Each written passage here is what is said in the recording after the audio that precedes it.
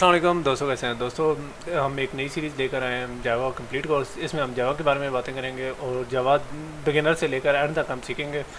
और ये तो मैं आपको कंटेंट्स में बताऊंगा कि हम लोग क्या क्या सीखेंगे, लेकिन फिर भी हमारी कोशिश होगी कि हम कुछ ना कुछ इस कोर्स में से आगे लेकर जाएँ।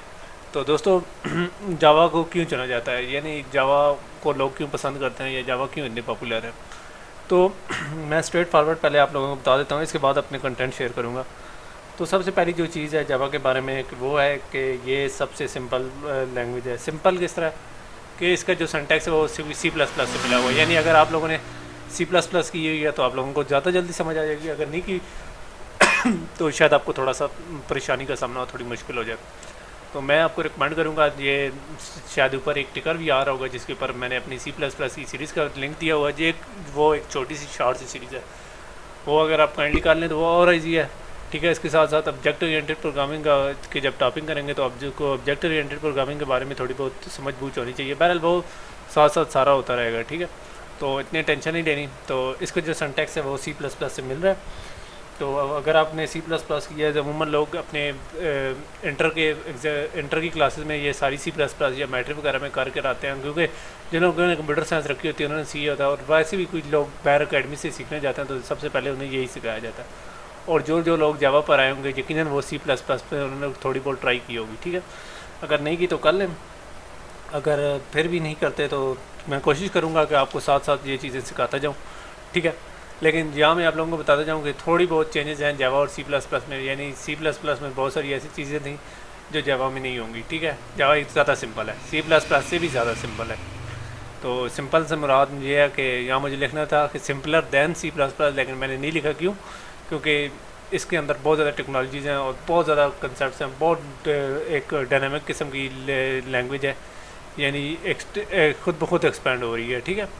तो खुद ब खुद किस तरह एक्सपेंड हो रही है कि अगर कोई फीचर है ना, तो आप उसको सिर्फ रेफरेंस दे दो तो ये प्रोग्राम खुद ब खुद उसकी लाइब्रेरीज वगैरह खुद ढूंढ कर सारा कुछ चीज़ें लोड करना शुरू कर देता है, यानी आपको वो सपोर्ट देता है।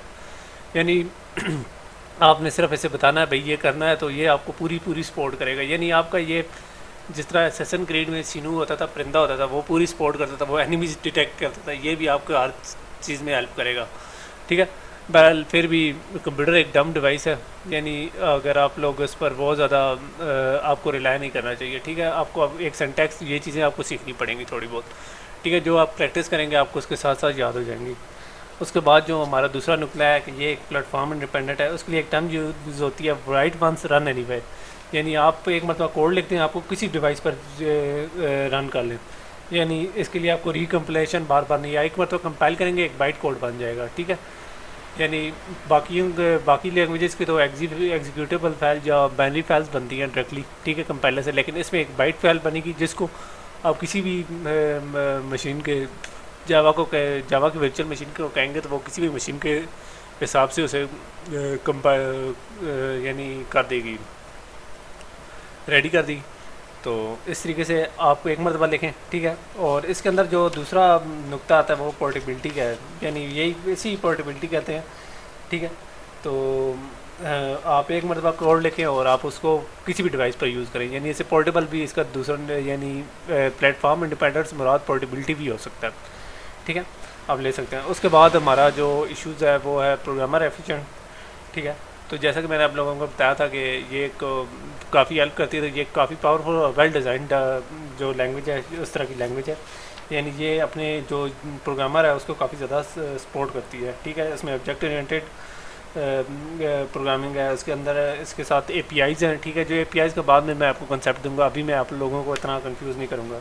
उसके बाद ऑब्जेक्ट ओरिएंटेड प्रोग्रामिंग है, तो इसमें ऑब्जेक्ट्स और क्लासेस यूज़ होंगी, लेकिन यहाँ मैं आप लोगों को ये बताता चलूँ कि इसमें ज़्यादातर वक्त हमारा ऑब्जेक्ट्स और क्लासेस पर गुजरेगा, क्योंकि इसमें ग्लोबल वेरिएबल्स और इसका कंसेप्ट नहीं है।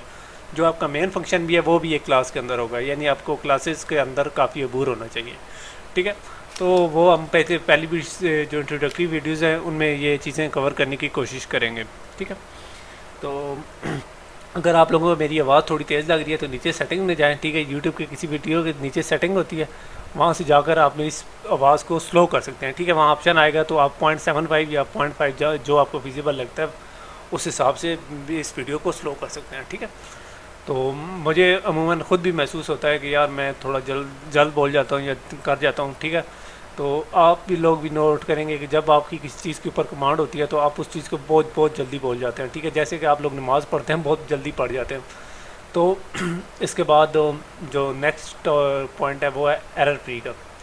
तो एरर फ्री से मुराद ये है कि इसमें चूँकि ऑपरेटर नहीं होते, ना पॉइंटर्स होते हैं, ठीक है, ना मेमोरी मैनेजमेंट होती है, ना उसके साथ साथ होती है इनहेरिटेंस होती है, मल्टीपल इनहेरिटेंस, ठीक है, इनहेरिटेंस होती है।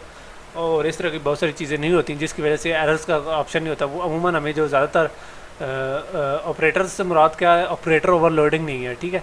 तो ये इससे थोड़ी आप करेक्शन कर रहे हैं, ऑपरेटर का ओवरलोडिंग और पॉइंटर्स नहीं होते, तो इस वजह से इससे एरर फ्री कहा जाता है। और पॉइंटर्स नहीं होते तो अमूमन हमारा C++ में जो इशू होता था वो पॉइंटर्स की वजह से हमारे बहुत ज़्यादा एरर आते थे। तो वो पॉइंटर नहीं है, ग्लोबल वेरिएबल नहीं है, तो आपको ये इश्यूज़ नहीं होंगे। उसके बाद है जनाब सिक्योर का। तो इसमें वायरस नहीं आते, ठीक है, जो जैसा कि मैंने आप लोगों को पॉइंटर्स और ये मेमोरी, उसकी वजह ये है कि इसके अंदर मलिशियस कोड अलाउ नहीं होता। क्यों नहीं अलाउ होता? क्योंकि मेमोरी मैनेजमेंट खुद उसका जावा का खुद सारा कुछ डील करता है। यूज़र का मेमोरी के साथ कोई दारोमदार नहीं है, यानी इस हिसाब से भी ये सिंपल है, ठीक है, और सिक्योर भी है और एरर फ्री भी है, ठीक है, ठीक है। और उसके बाद है नेटवर्क एंड वेब सपोर्ट। तो नेटवर्क सपोर्ट इसमें बहुत ज़्यादा है, यानी ये नेटवर्क सेंट्रिक है, यानी इसमें नेटवर्क बेस्ड एप्लीकेशन बनती है जिसमें client server multi tier architecture को यूज़ किया जाता है।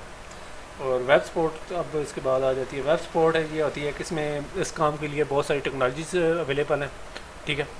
और इसके बाद बात कर लेते हैं कि ये लैंग्वेजेस इंटरनेशनल है। इंटरनेशनल कैसे है? कि पहले आप कुछ बहुत सारी अपनी प्रोग्रामिंग की यूज़ करते थे, तो उसमें आप 8 बिट के अल्फ़ाबेट यूज़ करते थे, यानी वेस्टर्न इंग्लिश वगैरह सारा कुछ यूज़ होता था। लेकिन इसने थोड़ी सी 8 बिट अल्फ़ाबेट से थोड़ी सी अपने जो सपोर्ट है उसको इंक्रीज़ करके 16 बिट यानी उसको डबल कर दिया, यूनिकोड, यानी आप इंग्लिश के अलावा भी बाकी कैरेक्टर्स और बाकी चीज़ें में ये सपोर्ट करती है। तो ये एक इंटरनेशनल लेवल की लैंग्वेज है, यानी आपको ये नहीं है कि सिर्फ इंग्लिश वाले लोग नहीं यूज़ कर सकते बल्कि और लोग भी काफ़ी सारे यूज़ कर सकते हैं। तो ये एक इंटरनेशनल किस्म की लैंग्वेज है। तो इंटरनेशनल लैंग्वेज है तो लाजमी बात है इसका बहुत ज़्यादा यूज़ भी होगा। तो उसी चीज़ के लिए मैंने आखिरी पॉइंट लिखा है कि ये इसकी मार्केट बहुत सारे लोग इसको पसंद करते हैं, ठीक है, और बहुत सारी ओपन सोर्स कम्युनिटीज़ में ये यूज़ होती है, ठीक है। तो ये हमारा जावा के प्रेफरेंस देने की यही वजह थी हमारी, ठीक है। तो इसके बाद जनाब हमारा आ जाता है कि हम लोग क्या क्या कवर करेंगे। सबसे पहले तो हम लोग कंटेंट से लेते हैं। सबसे पहले हम जावा के बारे में देखेंगे, जावा क्या है, ठीक है। उसके बाद हम जावा की को इंस्टॉल करना, यानी जो उसके टूल्स वगैरह हैं वो इंस्टॉल करेंगे, ठीक है, कि कैसे इंस्टॉल करना है। तो एक जावा डेवलपमेंट किट क्या है, यानी बेसिक्स में मैं आप लोगों को बताऊंगा कि जावा काम कैसे करता है, उसके कंपाइलर्स काम कैसे करते हैं। ऐसे नहीं है कि हम फ़ौरन जंप कर जाएंगे, ठीक है। और उसके बाद हमारे बेसिक्स की तरफ आएंगे जिसमें हमारे वेरिएबल्स हैं, लूप्स हैं, ठीक है, और वेरिएबल्स वगैरह हो गए हैं, ऑपरेटर्स वगैरह हो गए हैं। उसके बाद हमारे जो कंडीशनल हैं, इफ एल्स वगैरह, स्विच वगैरह की स्टेटमेंट्स। और उसके बाद हमारे जो जिन्हें आप लूप्स कहते हैं वो है, यानी जिसमें हम बात करते हैं कि फॉर वैल और वैल इफ वगैरह के जो हमारे लूप होते हैं, डू वैल और इफ़ वैल इफ़ नहीं डू वैल वगैरह के। तो इस तरह के हमारे लूप्स हैं, ठीक है। हमारे फंक्शन हैं जिन्हें हम मेथड्स भी कहते हैं, सारा कुछ है। बहरहाल वो ऑब्जेक्ट ओरिएंटेड के हिसाब से फंक्शन वगैरह। तो उसके साथ साथ हम अरेज की बात करेंगे, ठीक है। और अरेज के साथ साथ हम थोड़ी बहुत बात करेंगे यूज़र के इनपुट लेने की, ठीक है। उसके बाद ऑपरेटर यूज़ करने की, ठीक है। और उसके बाद हम ऑब्जेक्ट ओरिएंटेड प्रोग्रामिंग पर जाएंगे जिसके अंदर हम बात करेंगे मेथड्स की, ऑब्जेक्ट और क्लासेस की बात करेंगे, गटर एंड सेटर फंक्शंस की, कंस्ट्रक्टर्स की बात करेंगे। उसके बाद इनहेरिटेंस की, पॉलीमॉर्फिज्म की, इनकैप्सुलेशन की, कंपोजिशन वगैरह की बात करेंगे, ठीक है। तो बहुत सारी चीज़ें मैं आपको स्लाइड्स पर एक्सप्लेन करूँगा और उसके प्रोग्राम आपको बना के रन करके दिखाऊँगा। उसके बाद साथ साथ मैं आपको फाइल हैंडलिंग पर, डेटा बेसिस, मल्टी थ्रेडिंग और जावा एफएक्स और बहुत सारी चीज़ें नेटवर्क से रिलेटेड वगैरह या वेब से रिलेटेड आप लोगों को कवर कराऊँगा। तो आप लोगों ने परेशान नहीं होना, ठीक है, बहुत सिंपल सा करूँगा, तो इतना टेंशन नहीं लेनी। तो इसके साथ साथ ये चंद मैंने प्लेलिस्ट आपको शो कर रहा हूँ। ये 15 सेकंड की स्लाइड है, अगर आपको इसमें से कुछ वीडियोस पसंद आती हैं तो काइंडली इनको आप लोग इस तरह करेंगे, चेक कर लें, ठीक है। तो शायद आपके काम हो जाए। तो मैं तब नेक्स्ट वीडियो तक आप लोगों से इजाज़त चाहता हूँ। नेक्स्ट वीडियो में हम इसको उसका बाकायदा आगाज़ करेंगे। तो तब तक के लिए इजाज़त दें। अल्लाह हाफ़िज़।